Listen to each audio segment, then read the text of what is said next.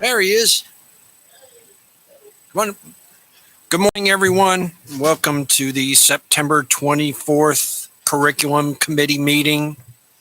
I will call the meeting to order and start off with a motion for the approval of the agenda. Can I get a motion?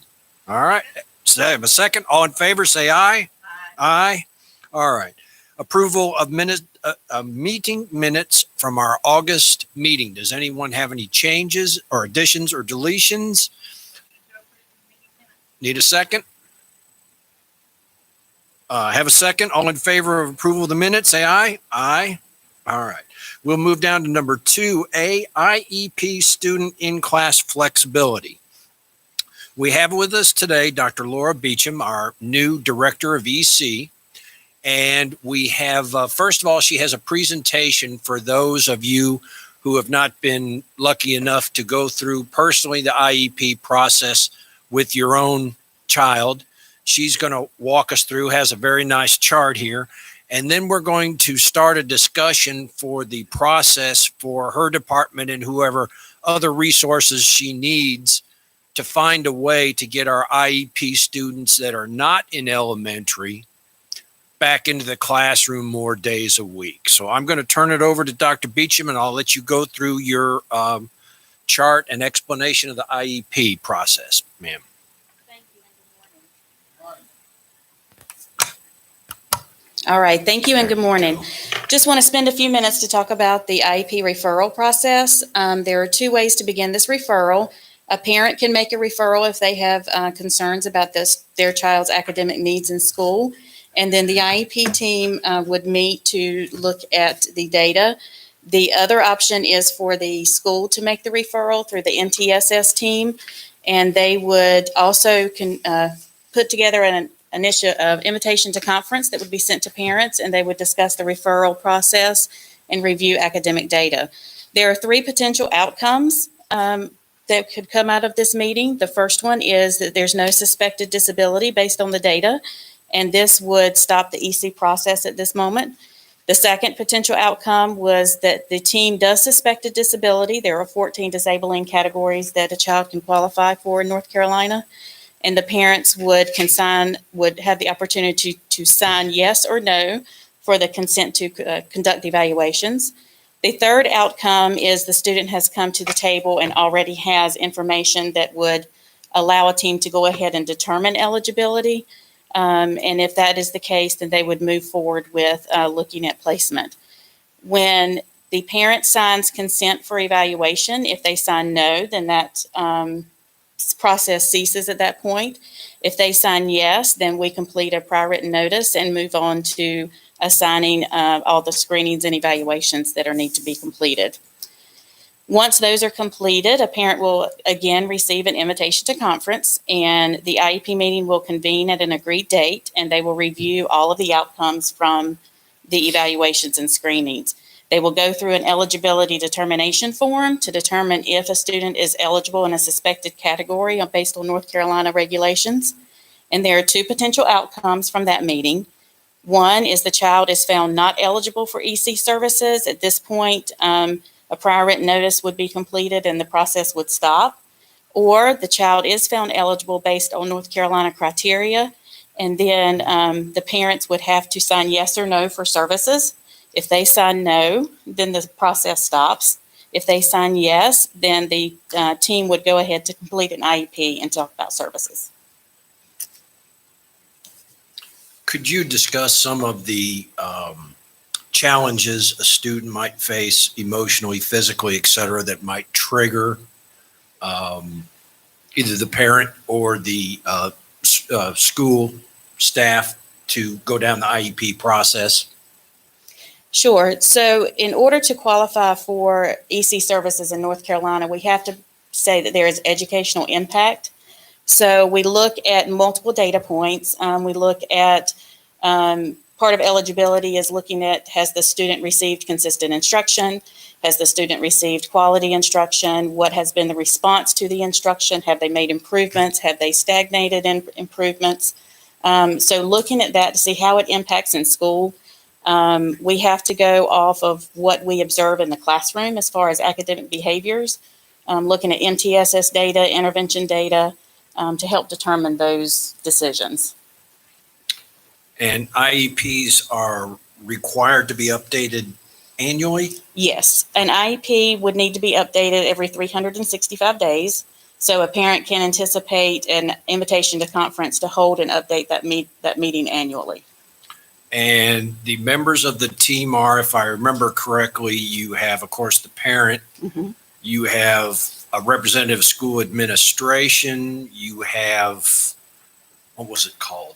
The lead teacher or the guidance counselor, and there's also a teacher designate that's involved. Is that? So the required members of an IEP team would be an administrator, which usually serves as what they call the LEA representative that is able to make decisions for the building.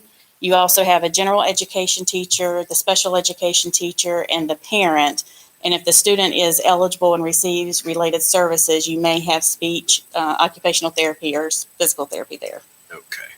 All right. Any questions from any of the board members on this information so far? This might be rudimentary, but the prior written notice, just so I can understand as far as this is concerned, what does that mean? Absolutely. Good question. So prior written notice is a document that outlines the decisions that were made in the IEP meeting, and it is given to the parents at the end of the meeting so that they are aware in writing of what the team decided before it implements the decision. Who generates that? The IEP team would generate that. Typically, Okay, the so the EC team case itself. manager in there will actually type it, but it's generated in the meeting by the IEP team. So one could view prior written notice as the information gathered from the first meeting that was set by the team to discuss what's happening with that child. Yes. So Okay. any IEP meeting we have will have a prior written notice to go with it. It's almost like the meeting minutes. It is almost. Okay. Thank you. All right. One question. Yes, So, ma'am. so is a survey given to the parents after the process or after the services have been provided to the parent and the student? I'm sorry, your question is what given After to? a parent Mhm. and student have received the IEP services, Mhm. is a survey given to the parents so that we can learn a bit more about the services that were provided? So as far as a local survey, we do not have a local survey that is passed out, but the state does have us on a rotation of when we provide them. I think it's every 2 years they're provided, and they are handed out at the annual review meeting. Okay, and you did a great job with presenting the information. Trying to get it in. I didn't want Dr. Breedlove to go over in his time frame for a curriculum meeting. And they found a way to bring you into it. Okay. What I asked, the other part I asked Dr. Beecham about, as we all can recall, come the 29th, all our students will be attending 2 days of class per week. And then October 26th, our elementary students will be going 4 days a week. On Plan B or Plan A. Plan A, Mhm. right. And my thought process was to start staff working on a plan for middle and high school students with IEPs to be able to transition to possibility of 4 days a week. So I've seen a spreadsheet of the number of students with IEPs. I assume there's a percentage that has enrolled for option D, virtual, perhaps because of physical challenges, and will choose to remain on option D, which we'll know by October 5th.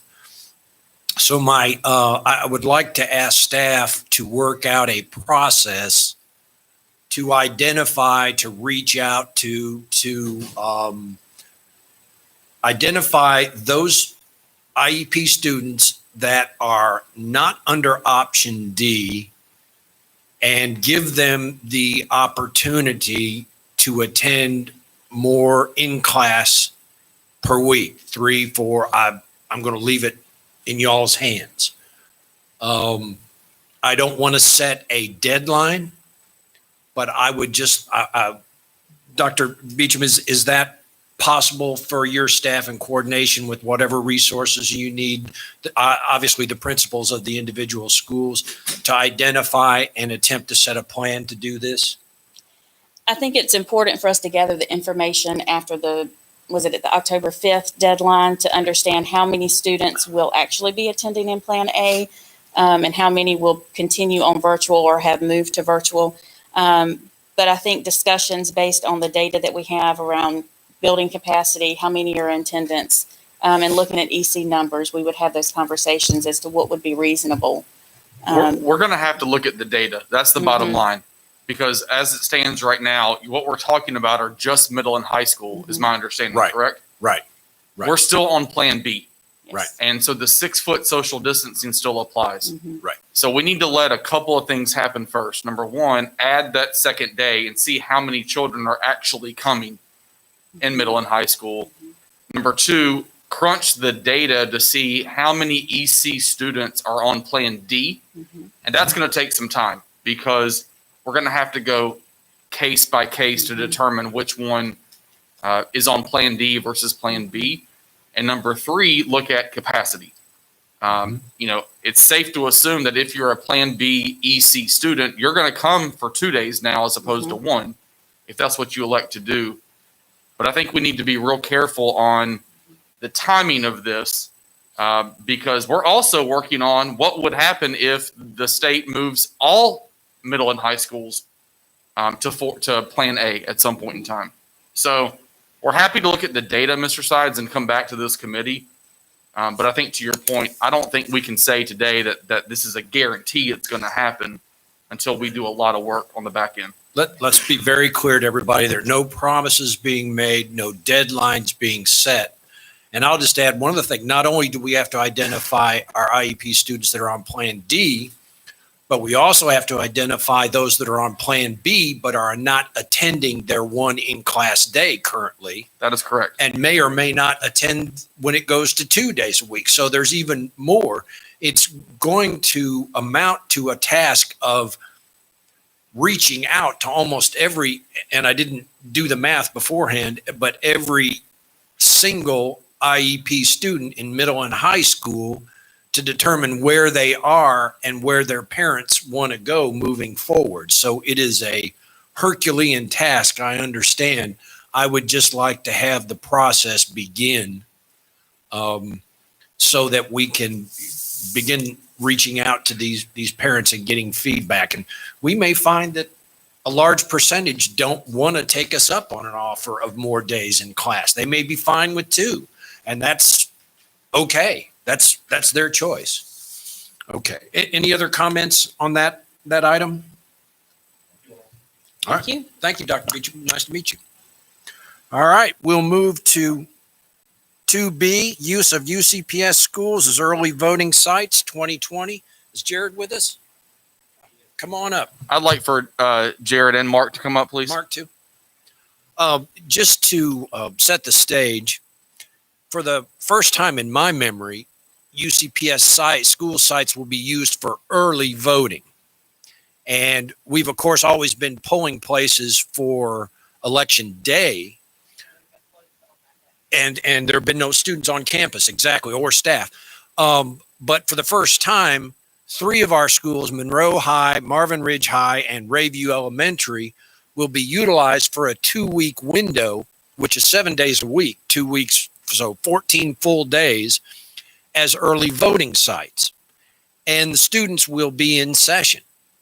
So I wanted to ask Jared to come in to kind of walk us through what he has, I'm sure, in communication with Board of Elections, worked out as far as a safety plan, because now here we're going to have, I don't want to call them strangers, we'll call them voters, coming on campus and into our building. And I wanted parents to feel assured that all steps possible are being taken for their safety. And so, Jared, if you could kind of walk us through how this is going to look. And just as a reminder, and you may have said this, UCPS is closed on election day. So in our calendar, so we're talking about early voting, not the actual day of voting. The day of voting, November the 3rd. 3rd, we are actually closed. So, Yep. Jared and Mark, if you can give the board some brief updates on where we are. Yes, sir, Dr. Houlihan. Mr. Sides, on August 13th, interim guidance was issued to boards of election from the Department of Health and Human Services. Much of that information is like what we received as a school system. So the elections received that information. They were encouraged and recommended to add additional voting sites at that time. So Mr. Strickland and Ms. Emil, our risk manager, have worked with Mr. Henson and Ms. Jackman with the Board of Elections, and we did have 3 election sites, early voting sites, that were added. As Mr. Side said, Marvin Ridge High School, Monroe High School, and Rayview Elementary. There are guidelines that are set in place, just like what we have as a school system. The Board of Elections has health and safety guidelines that they follow. They are much like what we follow as a school system as far as for their poll workers, they have to have symptom checks. They have to have temperature checks. The elections workers have to clean the equipment. They have to clean the site. That falls back on the Board of Elections at that point. They will have an entry point that is separate and apart from where our students will be. They would be using like auxiliary gyms at Monroe, at Marvin Ridge High School. Rayview, though, we don't really have an auxiliary gym. They would have to use the gym there. I think it starts October 15th and it goes through the Saturday before elections takes place. So we've always had a good partnership with the Board of Elections. We work with Ms. Jackman, Ms. Henson. On my side, I think they have the guidelines that they follow. It appears to be a good plan and is much like what we follow as a school system. And I reached out to Board of Elections members for a discussion because I was initially taken back, and come to find out we really don't have a choice. And it's all based on registered voters within the county. You have to have a certain number of early voting sites. So if you don't have enough volunteer fire departments with enough space, or you don't have enough other spaces that can be utilized, the schools are a natural selection. So of course they're trying to space it out geographically, and that can be a challenge on the west side of the county. So it's not our choice to do it. It's pretty much been a mandate. And so as Jared's mentioned, we're taking all the precautions we possibly can. And I assume that if you are coming to a location to cast your ballot, just like in any other year, there's no intermingling between voters and staff or students. They're not actually going to be permitted into any other part of our building. That is correct, Dr. Houlihan. We work with the Board of Elections on making sure that the voters are in an area that is isolated, and when I say isolated from our students and our staff members. And they've done a good job of that in the past. We have restroom facilities that are in that area that they can use if necessary. We've always done well keeping students and staff apart from the voters. And one of the reasons, particularly, they wanted to use the schools, if you'll recall, a popular voting site that's not going to be utilized this year is the Monroe Library. And they use the Griffin Room. And in order to have social distancing requirements met and have sufficient number of voting machines, they need a larger space. And so our gyms fill the bill for what they need from a social distancing standpoint for the safety of the voters. So I know there are a lot of people are going to show up at the Monroe Library, and they're going to find out they got to go down to the high school to vote. But it's not far. It is, yeah, just head down that way. So I have a question, simply because, being a parent, are we going to have extra security at the sites for these? Ms. Helms, we've not been able to do that in the past because at voting sites, there can't be an appearance that no type of where voters would be nervous about coming to the site. You can't have extra security there. We've talked about that with Board of Elections in the past, And Okay. there can be an appearance if you have extra security that maybe voters would not be comfortable coming to vote at that point. Okay, but I'm not concerned about the voters. I'm concerned about the kids. Because as a parent, I don't want people just walking amok around the building. And I know we have SROs at our schools, at our sites, and I'm very thankful for that. However, some people may show up that shouldn't be there, and that's my concern. So is there a way that we can put an extra security in our school building? I understand that the auxiliary gyms are going to be used for the high schools, but the elementary schools where you have the gym that is attached to the building, can we have, because the SRO is already at the school, but their focus can't be on that one building or that one part of the building the entire day. Yeah, I'll work with And- the sheriff's office in Monroe PD to work with them to get the maximum security we can on our side. Okay, yes. And, I understand that, we have the security tags, that you have to scan in order to get into the building, like the front office, et cetera. But I just want to make sure, especially for the elementary, since it's not an auxiliary gym, it's not a separate building, that site is secure from the inside. Thank you. Yes, ma'am. I'll work with them to add some additional resources from the school system side. I know from the Board of Elections side they can't, but we'll look at that from our side. Do we have an SRO specifically at Rayview, or are they shared as part of the cluster? It's can't a remember. shared SRO, Mr. Sides. Do you think there's, can we have them lean heavily towards Rayview for that? I don't want to draw them completely away from any of those. Do you know, I don't suppose you know off the top of your head which schools share for Rayview? Are they going all the way to?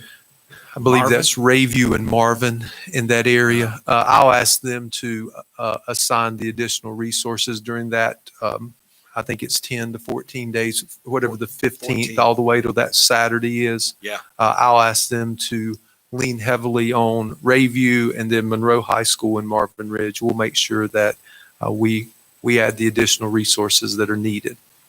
Our SROs normally wouldn't be working on the weekends, but the polling places will be open on Saturday and Sunday. So, do we just not need to worry about those days, or what's your thoughts on that?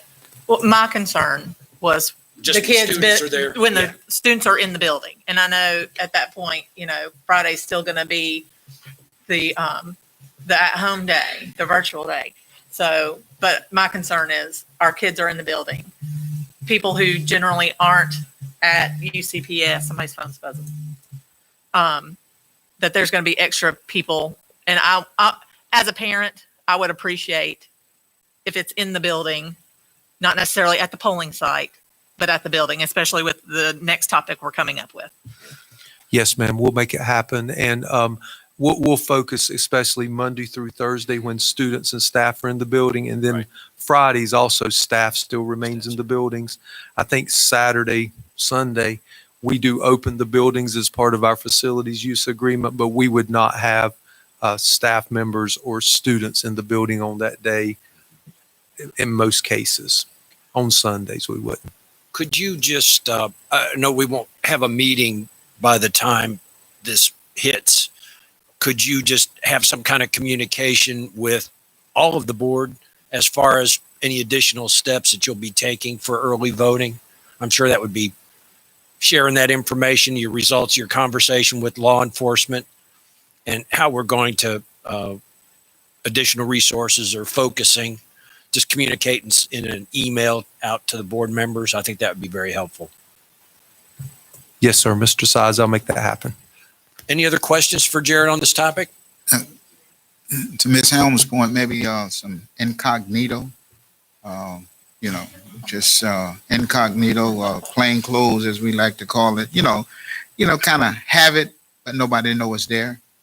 That might be a helpful point to Ms. Helms's point. Because I understand about the uniform. They see too many uniforms, but maybe we can kind of find a way to be there and unseen a little bit. Yes, sir, Reverend Benson. We'll take care of it. Okay. Any other on this topic? Okay. Please. Okay. We'll move on. Human trafficking 2C. This has really, I think, come to the forefront lately, and here in Union County particularly. You may not be aware, but there are over 460,000 children and young adults that go missing in this country every year.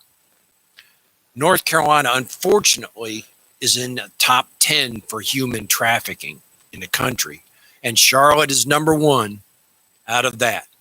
I think it is very diligent of us as being responsible for over 41,000 children and young adults to make sure that we are doing everything we possibly can to train our students and our staff to be aware of this issue. I have no doubt we have students in our classroom right now who are victims of trafficking or exploitation or have been in the past. And I have done some research on local organizations that focus in this area. And I'm going to hand this information off to you, Jared. And we even have one organization, which is called Present Age Ministries. And one of the board members for that organization is a gentleman who is Forrest Jackson, who is the ROTC director at Monroe High.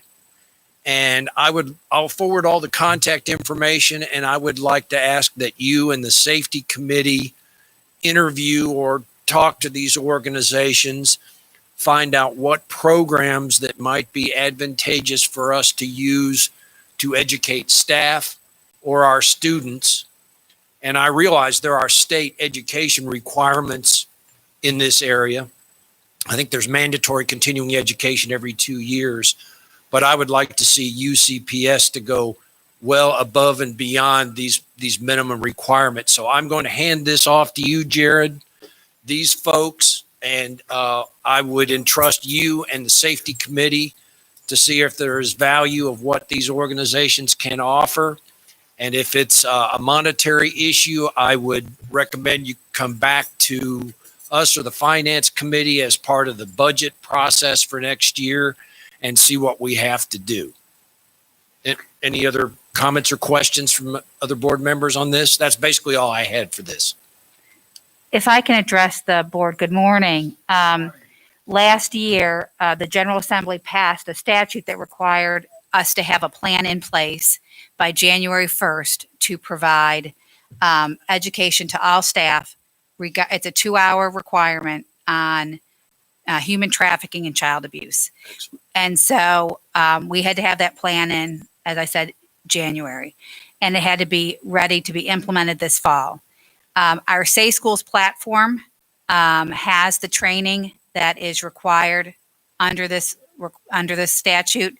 It's at no cost to the district. At the time we were looking into this, we did speak to this agency. The staff member did reach out to the district, and the decision was made to go with Safe Schools because it was a platform we already had in place. We reviewed the training modules, and they were compliant with the state law and the requirements, and are actually very good. And we have already implemented that, and all staff has already received their, my guess is that most of us sitting around this table, that our staff have already reviewed theirs. I know Dr. Houlihan has, because he told me. And so we already have that in place, just so the board is aware of that. Could you distribute a copy of that plan? It's a online module, and I Okay. can certainly see if we can't get it sent out to the board. I would be very interested. Did that include a training video for staff? I got some feedback from some teachers that they had a video that they were recently viewed on this topic as part of the training, and it was very helpful. Yep, Very eye-opening. Yeah, Is that part of it? that's the video. In fact, I will tell you, and I went to Jared when he and I were reviewing it to determine if we were going to adopt this training module. And there were things that he and I were, we learned from it. It was very eye-opening. It's a 2-hour, there's 3 components to it, that total the 2 hours. One is on child abuse and reporting, one is on human trafficking, and then one is our policy review component so that we reach the total of the 2 hours. They're more specific to North Carolina, which is nice. And yes, I'm sure that's the video because it was pushed out to all staff at the beginning of this year. I would strongly recommend that this training be distributed to all board members. We're required for continuing education. What is it, every 2 years anyway? I think this would be a very valuable resource for all board members. And this is one training of about how many that we are requiring all staff to take through the Safe School. So it's this one. It's There's a lot. I get told all the time, thanks for all the training. Yeah. There's many modules, and depending on what your role is, Sarah Emo, I can't give her enough credit, and I'm going to say it now publicly, and she's probably watching and is going to be really mad at me. But she has gone through every position and job responsibilities and identified training that is appropriate to their job responsibilities. So we have training that every staff member gets, and then training that based on your job duties you get. So it's extensive, and there's lots of modules. In fact, I joked with this particular module. I said to her, I reviewed it over the summer to determine if it was appropriate for us. And it's 2 hours long. And so then she sent it out to me. I said, I have to watch it again. I just watched it 2 months ago. But yep, so everybody gets to do it again. And Mr. Sides, I reviewed the training as well. The training is very good. The good thing about the Safe Schools module is you can do it at a convenient time for you. You can sit down, watch the training at a convenient time. Good training. I do respect Major Jackson a lot. I talked to him about Present Age Ministries. We had already established this Safe Schools curriculum at that time, but I'll be happy to look at what you provide. And how does this training get disseminated to our students, or access to this? The requirement is staff training. So It's we staff, do, okay. it's staff training. And it will tell us, we run reports regularly. In fact, I have one sitting on my desk right now as to who hasn't watched it. And principals can access that so they can remind their staff. It's a very thorough program, Safe Schools, for all of our training. But this is staff-based training, not student-based training. And I don't know if that is considered a need for exposing the students to some kind of awareness or understanding that they have options to escape an issue like this. So I'm going to leave that with the safety committee and Jared in your capable hands. I personally would like to go through that training because I believe I need 2 hours anyway. So I, for one, would like to be exposed to that training if it could be offered. Yeah, we'll work with Ms. Emo to share it with board members. I believe we can. We'll make sure. And I'll look at the training that Mr. Major Jackson has from Present Age Ministries, and we'll talk to the safety committee about that. I will leave it in your capable hands. Any other comments Thank from you, any Mr. other Sides. board members on this item? All right, we'll move on. No, hold on. Sorry, though. go ahead, please. The whole purpose of the teachers receiving the training is so that they can inform the students, right? Yeah. So that would be the naturalistic connection to the students.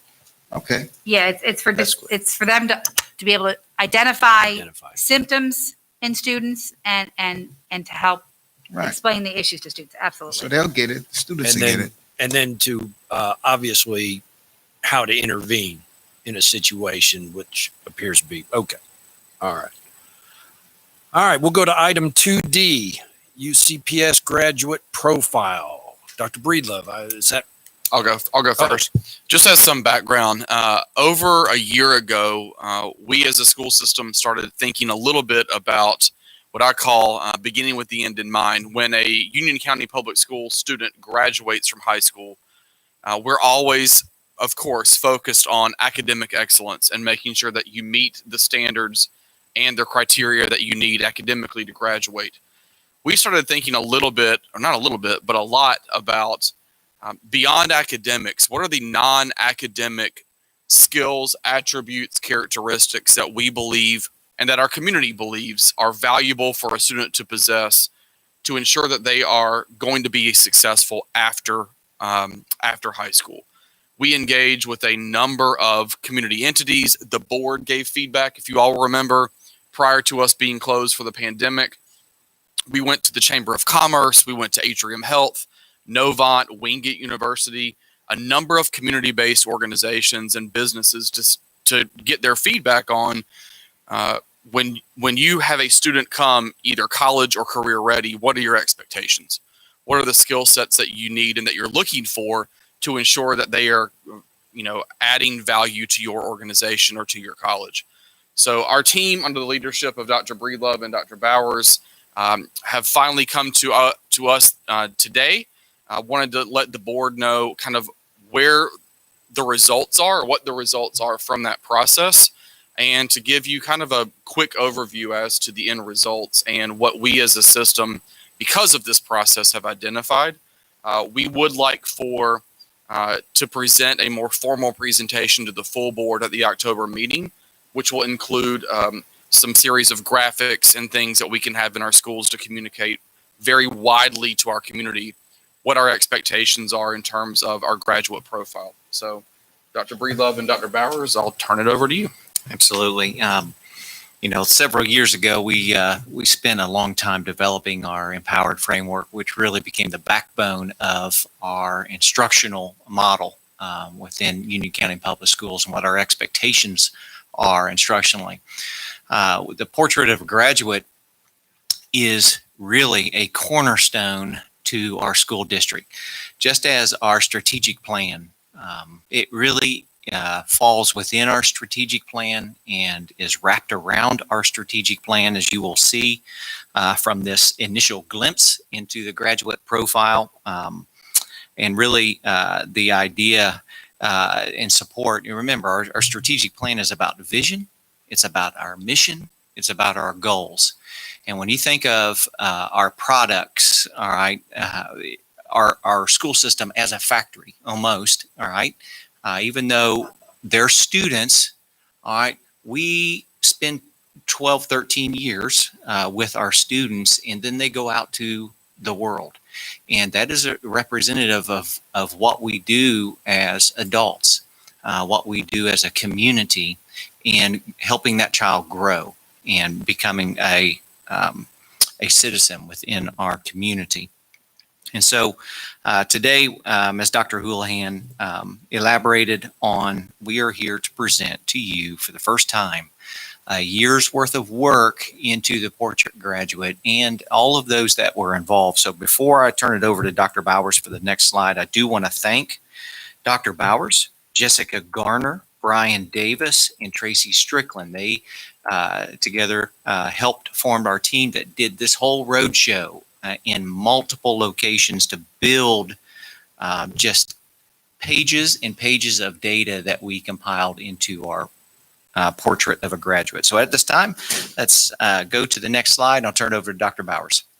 Great. Thank you, sir. I appreciate that. Good morning, all. Listen, it is our pleasure to be able to sit here before you today and share kind of really what's been a year's worth of work in the making. This journey began last October and had an opportunity to be able to work with many of the stakeholders and constituents across Union County Union County in and of itself. Met with parents and students, teachers, community members, board members, to really kind of help us develop what is going to be the portrait of our graduates.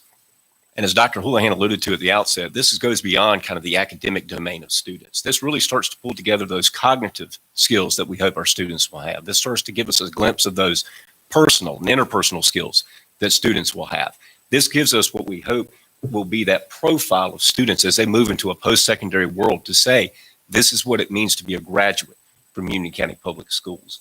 So this profile gives you a glimpse as to the work that went, into it and kind of the product that is a result of it. And over 4,300 members of our community had a chance to weigh in on this process. And I think that kind of gives you a glimpse of the impact that the members of our community have had on the development of this and really what this means for us moving forward.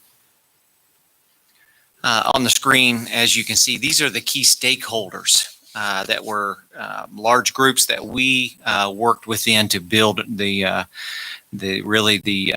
data around our graduate profile. And for all of these groups and individuals at the board, Specifically, as you can see, number one on the list there, it was, we spoke to you last year when we went through the process, so you're familiar with the process and how that looks. But I do want to say thank you to each one of these groups, as well as all others who participated in this event. So we had a wide representation of individuals from the community. You can see both from the business side, from our professional healthcare partners, from our higher ed partners that really helped contribute to this. And with each of those stakeholder groups, the steering committee had a chance to sit with them, meet with them for about a period of 30 to 45 minutes, and really kind of ask them 3 key questions that we thought would help us kind of move towards the identification of a framework, a profile, and start to kind of glean out those key indicators that we really felt were more or less representative of students from Union County Public Schools when they graduate. And with each of the groups that the steering committee met with, they were afforded a chance to kind of respond to each of those 3 questions. They then provided their answers, if you will, to those key questions. The top 3 answers were then pulled from each group and started to compile what was more or less a running list, a database of all of these attributes, all of these characteristics, all of these key skills that really should be the embodiment of what one should have upon graduation. So that kind of gives you a sense of the process and kind of the methodology, if you will, that was applied as we move through this. As you can see, here are the 3 questions that were asked. If this may be a sort of a reminder as you went through that, but what does a successful future look like for a UCPS graduate? Also, what are the tangible skills and abilities that we want our graduates to have upon graduation and entering the complex world that we live in? And then lastly, the essential characteristics of our graduates. What do they need to be those characteristics to be successful in our rapidly changing complex world? So when it was all said and done, and all those thousands and thousands and thousands of key skills and attributes and characteristics had been collected, it was really the charge of the steering team to kind of sort through the data, to be able to pull out themes, to be able to pull out, sort of those key competencies and sort of those categories. And really what was unique, what started to emerge, are consistencies across each of our stakeholder groups. The things they said that children must possess, the things they said that this is needed in a 21st century, ever-changing.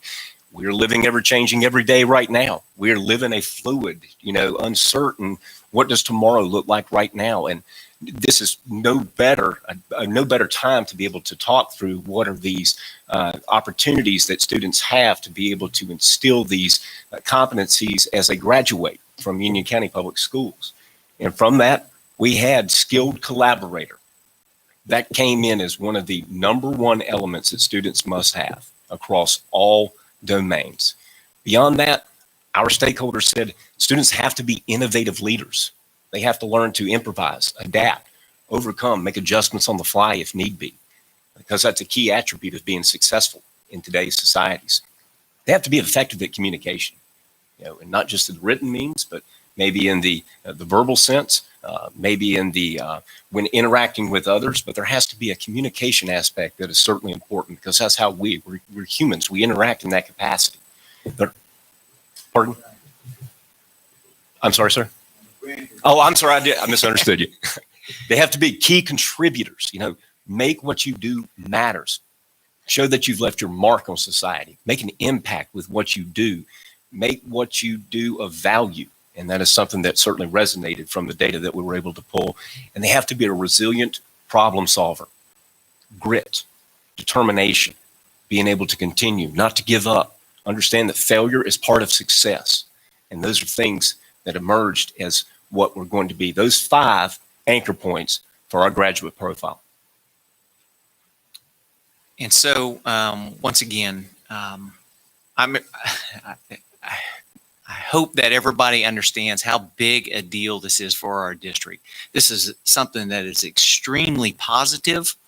It gives us sort of a direction. It gives us this umbrella that we operate under from the time the student enters kindergarten to the time that they graduate, and and it sets expectations for our school district. And just as I mentioned earlier, like the strategic plan does for us, the graduate profile will be that guiding light for our teachers, our schools, especially in areas like SEL and support of our students as a whole child development, and not just the curricular academic components that we get so focused on so many times. And so at this point, you can see that our next step is to promote this and to make sure that it is everywhere within our school district, creating videos, advertising the development of this profile, sharing the process with our stakeholders, ensuring that this is part of our instructional framework. So it is taught in the classrooms each and every day and becomes a way of life within our district. And it's designed that our future professional development on how do we incorporate this now into our classroom instruction each and every day. And then, of course, refining the social and emotional guideposts that we have in order to include this as well. And so at this time, this kind of wraps up our presentation. We will, as Dr. Houlihan mentioned, present to our full board at the October meeting. And at that point, we will unveil the graphic that goes with this that you will see everywhere at some point. Well, I have a question. Was part of the collection of data asking these other stakeholder groups to grade us on how we're doing right now on these key competencies? That's the question for me. Well, what I can say is that was part of the conversation in many of, as they got to what they would like to see of our graduates, just like anything else, they thought of individuals that they knew and what they were great at, and maybe the areas that they were weakest in. And so that became part of this is what we would like to see as graduates, especially in when we spoke to industry and the hiring process that they go through and what they look for when they hire individuals. And of course, we want to be able to make sure that those key characteristics and skills are a part of our educational program if that's who they're hiring. I don't think that quite answers my question. I'd like to know what our current grade is in each of these. I think what I would say here, Mr. Stakeholder, you give us now it's your turn to give us a report card. Yeah, we didn't ask that specific question. I think because part of this discussion was we wanted to be much aligned to future focus to figure out where do we need to go. And I think part of that is, to be honest with you, when you look at these key competencies, I don't think anyone on the education side would be surprised about this. Because many of our teachers, our principals, our schools, our coaches, our club sponsors, they're infusing these key skills many, many times already in school. And so this will not be, I don't think, one more thing we have to do. I think it'll be more of like a framework and kind of a centralized goal for all of our employees and stakeholders to know when you graduate from Union County Public Schools, you're going to get that diploma and you're going to be guaranteed that you've met the criteria academically. But we want to add this layer on as well to make sure that on the non-academic side, you're highly prepared for post-secondary. But Mr. Sides, I don't think we explicitly asked for that grade. In terms of how we're currently doing, I think we should. We ought to know certainly where we're starting from to get. We do that with parents and other stakeholders, and through our culture and climate surveys as well. But going back to these groups, what I would say is, after we announce this and begin this work, what I would be curious is after some time to go back to them to say, now that we've implemented this, to reflect back to how we're doing. Well, I would think it would also be, I'll just enter with this. I would just say it would also be helpful to know where you're starting from. If we've already got a B, then we know we got to get an A. If we're getting less than a B, we know we got, how it goes. Anyway, I would just be interested in the feedback from these groups that you mentioned, where we're starting from. I'll leave it with that. Any other questions from any other board members? Yeah, I can answer that question on your grade. As the parent of 4 graduates from Union County Public Schools, I give Union County Public Schools an A+. All 4 of our children are successful. You did a great and awesome job. Thank you. On that note, are there any other questions? I like that. Thank you. He's grading on a curve. What are you doing? All right. Item E, required test reduction. Dr. Breedlove, is that you? It is. Thank And you, I've Dr. Bowers. asked Dr. Jonathan Tyson to join us. He is the Director of Research and Accountability for the school system, and he submitted the report. But this year, as he will probably allude to, is DPI did ask all LEAs to look at testing, and they have a specific formula that Dr. Tyson will go over at least a little bit. It's still kind of obscure on the formula that they use to calculate whether a school district is testing at the average of all districts or if they're above or below that line. And so at this time, to walk us through the process and talk a little bit about it is Dr. Tyson. Good morning, board members. Yes, according to what Dr. Breedlove said, he is correct.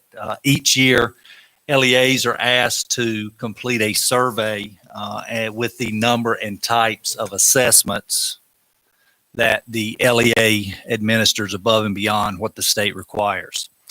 Then they take that information and they calculate a 2-year average based on the number and time of assessments that students are asked across the school district.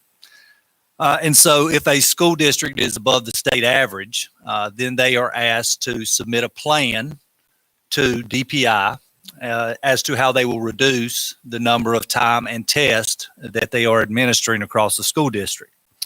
And so it's really not consequential other than submitting that plan, because it's just continual improvement across the state of North Carolina to lower the overall average of number of tests administered above and beyond the state average and the total time that students spend testing above and beyond the state average.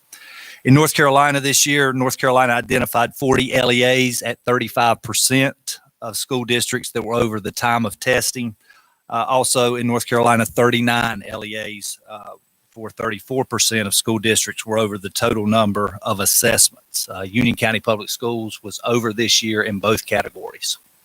And it is a 2-year running average. So as I alluded to earlier, it's not consequential other than submitting the plan. And of course, you have a 1-page document that includes our reduction plan, to which after this meeting, we will forward on to the Department of Public Instruction. Also, it's fair for you to know this is very complicated.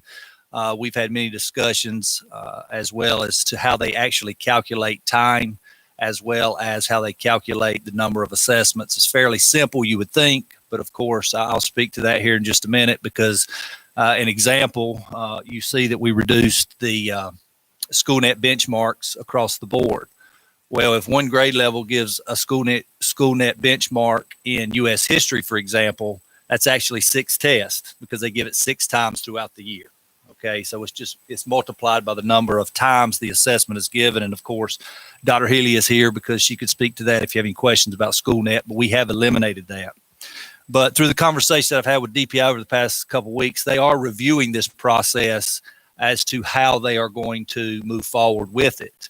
Now, it is in general statute, so it will continue to be a process that is in place. The LEAs will be held accountable to. However, they may modify the reporting process with the survey and some different coordinations. But if you look to the 1-page document that I provided, really there's 5 bullets there that we have all agreed upon as to how we will reduce testing in the state of, or not the state of North Carolina, but in Union County Public Schools. Of course, North Carolina check-ins, those are state-provided benchmark assessments in our EOC courses in grades 3 through 8, reading, math, and then science. We will make those optional this year, whereas last year we required those for all schools 3-8, and then they were required for math 1 at the high school level. Union County Public Schools will eliminate the PSAT 8 as required, and that's a part of the College Board suite of assessments. We've talked about that previously. We talked to principals about that earlier, and that was one of their recommendations. And of course, we came back and made that recommendation. That will be eliminated for all 8th graders. We'll eliminate the SAT school day as required assessment for all 11th grade students. We have not partnered back with College Board. Of course, College Board has had some changes. They've had some price increases. We've talked about that in some of the previous meetings. And then you can also see we eliminated the SchoolNet benchmarks. Those benchmarks are eliminated because the state has eliminated 16 North Carolina final exams this year. So the state is doing their part as well. So for example, I used U.S. history earlier. There is no state exam at the end of U.S. history. It'll be a local assessment at the school level. So there's 16 courses. You can basically think the core 4 instruction at the high school level that is not an EOC. So aside from biology, English 2, and math 1, well, math 3 as well, math 3, math 1, English 2, and biology, those core academic courses that previously had a state exam that was considered a North Carolina final exam will no longer have a North Carolina final exam at the end. So we have not required the benchmarking associated with those courses as well. And then finally, you heard Dr. Beecham earlier mention MTSS. And so we have to meet the requirements of MTSS. And so UCPS will meet the requirements of MTSS by utilizing a 1 screener and progress monitoring assessment per school for the 2021 school year. And those are listed below. And then you can see the graphic 2019 as compared to 2021. And the only thing that is still required 2019 is the COGAT, and that's for 3rd and 6th graders. That is our AIG screener. So all 3rd graders and then all 6th graders participate in that exam in order to qualify for the AIG program in Union County Public Schools.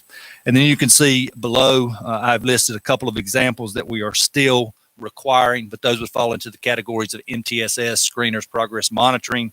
And you can see they're iReady, iStation, math reading, level Chinese. I bet you can't guess where we use level Chinese, right? That would be in our dual language immersion for Mandarin Chinese. And then Case 21 is our DLI assessment for our DLI Spanish. And then you see the NCENSI.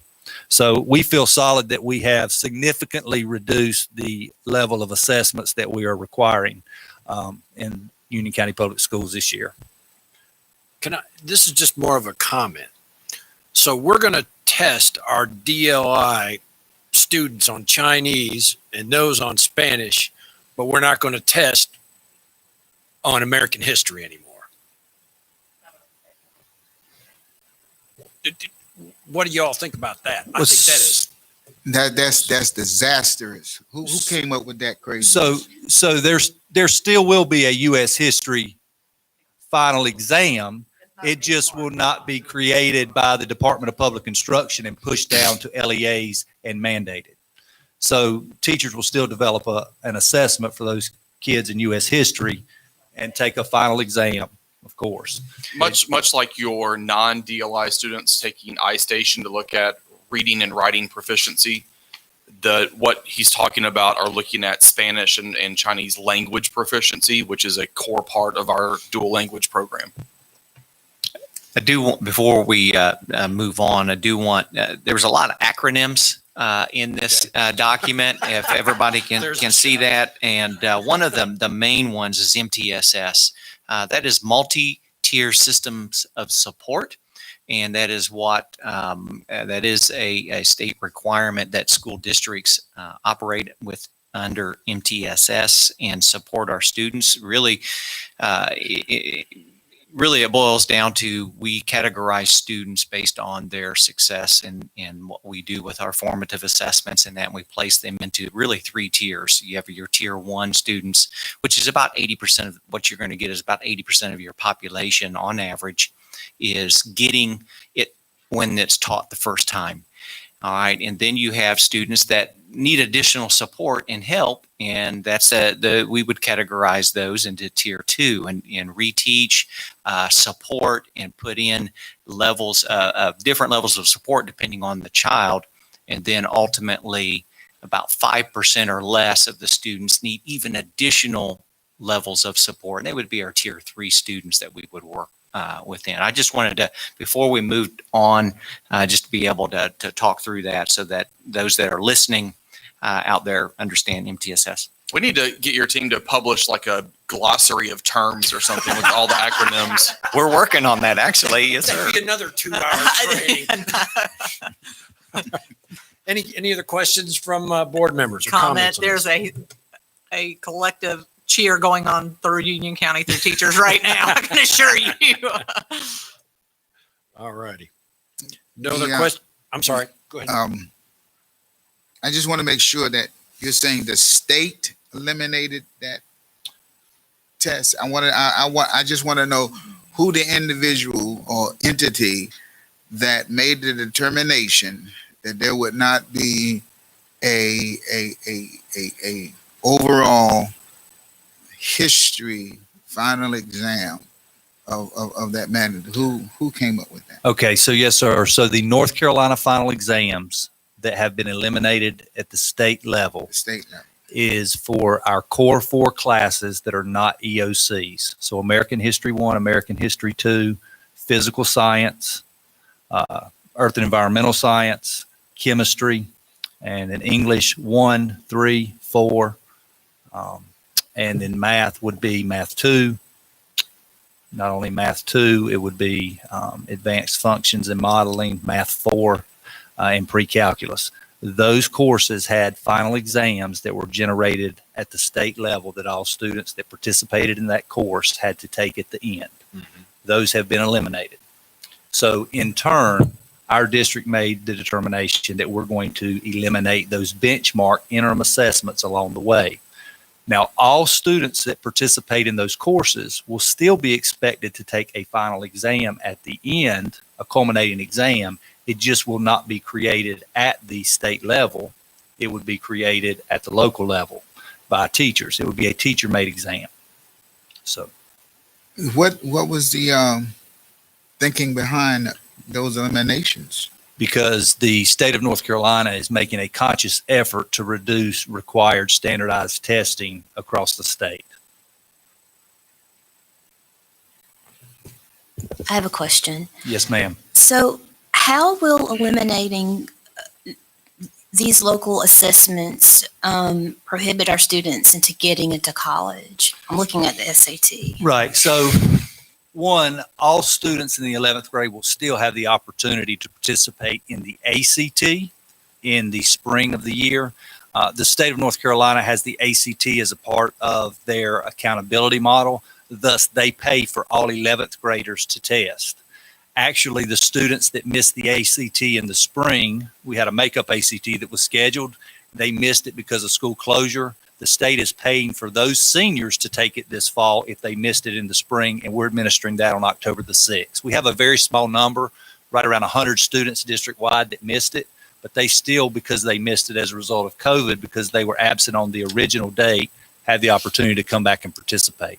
So we still will provide a college admissions exam. It'll just be the ACT in lieu of the SAT. Yes, ma'am. Any other questions? All right, we'll move on to item 3A, sole source purchase. All right, we Dr. go Wheeler? from eliminating tests to a product that is a formative assessment product, and but this won't count against us as a district. I just want to make sure that everybody understands that this is at a request from Monroe Middle School as part of their high priority funding. They do have funding to purchase products like ALEX, which is a formative assessment system program. That is adaptive in nature, so that when a student answers a question right, the next question becomes a little more difficult, so that it is a screener to really see what the student knows and understands. And this is primarily used for math. And then if the student answers the question wrong, by the way, the next question is a little bit easier. So it really gets delivers to the teacher a good picture of what the student does know and doesn't know, so that they can then go into the MTSS process and support that individual student. Any questions from board members? This will be an action item we will recommend to the full board. No question. I make a motion that we approve the sole source for Alex to the full board on the consent agenda. Have a motion, need a second. Second. Have a second. All those in favor of recommendation to the full board, say aye. Aye. Aye. Okay, motion passes. Item 4, item to take to the full board, that's the sole source purchase, which I'm assuming is on the consent agenda. Item B, our next meeting date will be October 29th at 9 a.m. in this very room. And unless there are any other items to come before this committee, I'll look for a motion to adjourn. Motion to adjourn. Need a second. Second.